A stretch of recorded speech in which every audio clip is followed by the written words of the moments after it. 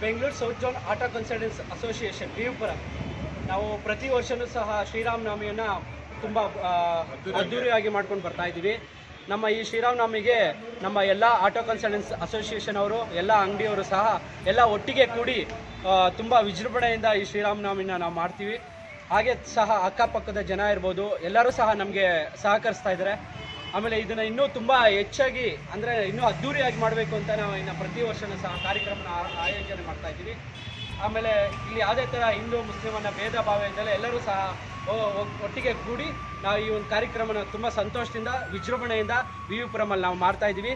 ಇದು ಶ್ರೀರಾಮನ ಆಶೀರ್ವಾದ ಸದಾ ಹೀಗೆ ಇರಲಿ ಅಂತ ನಾನು ಭಗವಂತನ ಕೇಳ್ಕೊಳ್ತಾ ಇರ್ತೀನಿ.